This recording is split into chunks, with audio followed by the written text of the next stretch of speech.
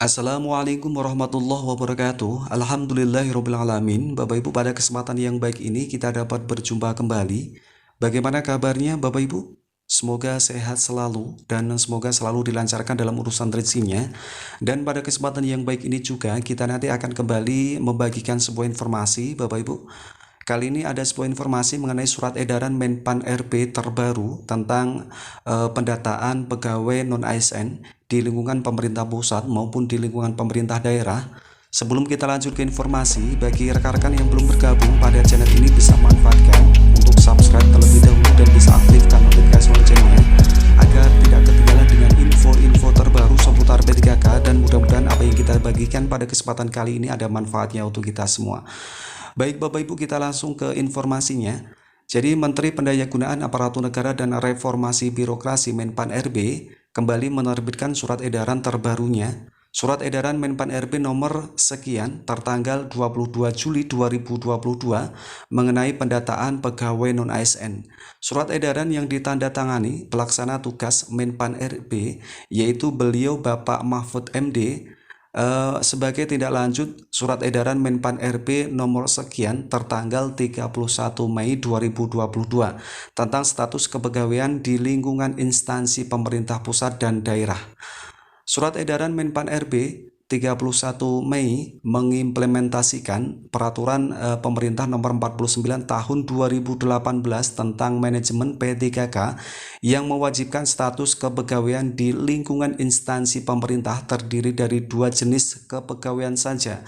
Yang pertama yaitu adalah PNS dan yang kedua adalah P3K sampai dengan 28 November 2023. Beliau, Bapak Mahfud MD, dalam surat edaran Menpan RB tertanggal 22 Juli 2022 mengingatkan para pejabat pembina kepegawaian PPK bahwa sesuai PP nomor 49 tahun 2018, setiap instansi pemerintah harus melakukan penataan pegawai non-ASN di lingkungan instansi masing-masing untuk mewujudkan kejelasan status karir dan kesejahteraan honorer yang bersangkutan. Honorer yang telah bekerja di lingkungan instansi pemerintah sesuai dengan PP Manajemen P3K Pasal 99 Ayat 2 menyebutkan bahwa pegawai non-PNS dalam jangka waktu 5 tahun bisa diangkat menjadi P3K apabila memenuhi persyaratan sebagaimana diatur dalam PP ini, kata beliau Bapak Mahfud dalam surat edaran tersebut.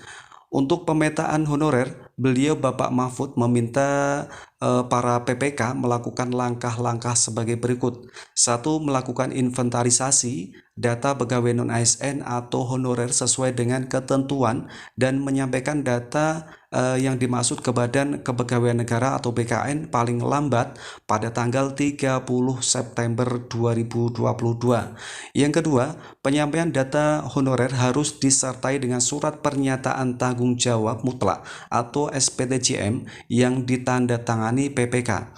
Yang ketiga, perekaman data honorer harus menggunakan aplikasi yang telah disiapkan BKN. Yang keempat, bagi PPK yang tidak menyampaikan data kepegawaian non-ASN sebagaimana tersebut pada huruf A, B, dan C dianggap dan dinyatakan tidak memiliki honorer.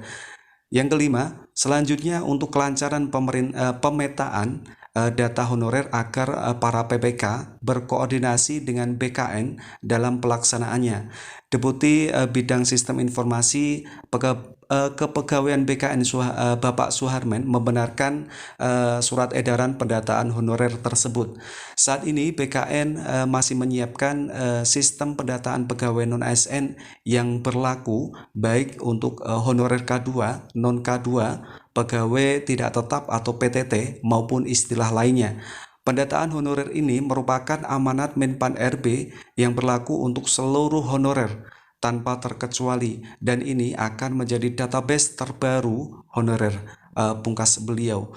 Inilah Bapak Ibu informasi singkat mengenai surat edaran Menpan RB terbaru tentang pendataan pegawai non-ASN di lingkungan pemerintah pusat maupun di lingkungan pemerintah daerah, dan mudah-mudahan informasi ini bermanfaat Bapak Ibu. Kami akhiri, wallahu muwaffiq ila aqwamit thoriq. Wassalamualaikum warahmatullahi wabarakatuh.